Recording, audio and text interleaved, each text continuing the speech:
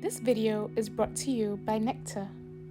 Hello, I'm Dinah. I'm a counseling psychologist at Annabelle Psychology. In my practice, I see people with stress-related conditions as well as mood disorders and anxiety disorders. But stress-related disorders is different depending on the duration that you are experiencing the symptoms from the actual experience of the stressful event. So if you are faced with a stressful event today, you would be experiencing what we call acute stress disorder. But if it extends beyond 1 month, it would be called adjustment disorder. Let's say it's beyond 3 months, it would be considered a chronic adjustment disorder. So the symptom would be quite different from a normal stress reaction. So when you talk about adjustment difficulties, is a range of emotional and behavioral symptoms, things like, feeling helpless, persistent sadness, feeling anxious, feeling grumpy, irritable, changes in your sleep, in your appetite, also have trouble focusing, a feeling of guilt.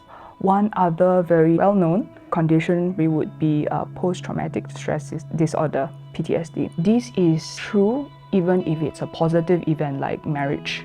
Living with your partner, managing expectations of in-laws. Or another example would be promotion. A lot of people will say, oh, it's a good thing.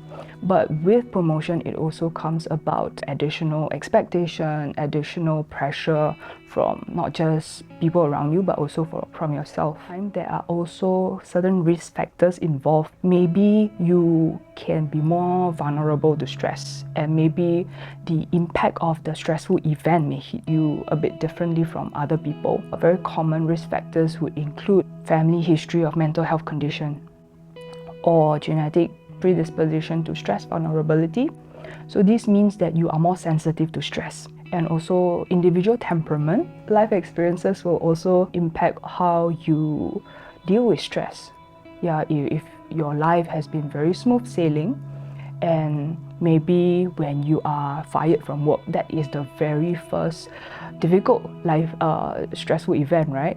Then you may take a while to get over it compared to others who has had some number of difficult life experiences before. Social media tends to be a big trigger, and you see posts of people saying how productive they have been, how happy they are. This can contribute to you feeling bad about yourself.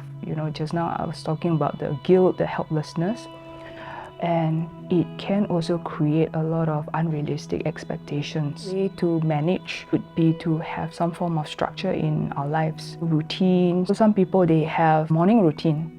When they wake up, next step is to wash up, next step is to prepare breakfast, take some time to prepare coffee, and this gives them a sense of being in control. These structures can help us to ground us in our lives.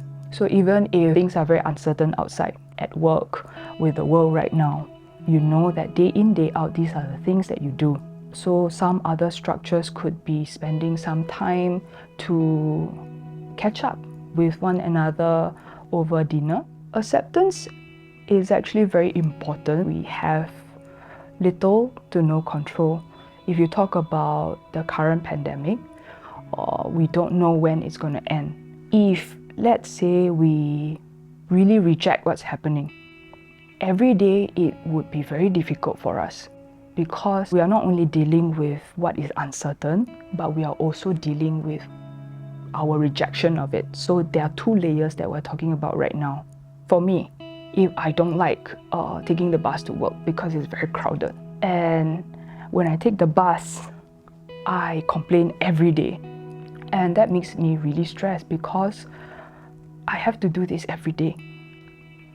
But if I can tell myself that I don't like taking the bus, and just accept that, it's a fact, I don't like taking the bus, then it may actually reduce my stress level quite a bit, because I am just allowing myself not to like it. So compassionate letter writing is one way for us to connect with our pain, to really just accept what we're going through. Imagine yourself having compassionate qualities such as kindness, the motivation to help.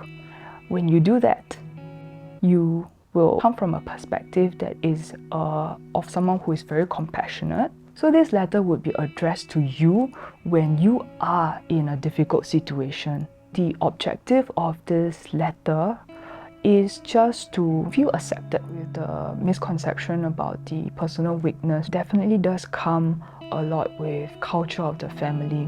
If your family is one who thinks that you just suck it up and go on, why are you so emotional, why are you so sensitive, so it can be difficult for us to acknowledge and accept how we're feeling. A lot of times people not only feel stress but also the sense of not being worthy enough to feel this way. The fact that we are still not happy even if we may have a number of things doesn't make it wrong. A lot of times it could also be because of a lack of clarity in our values.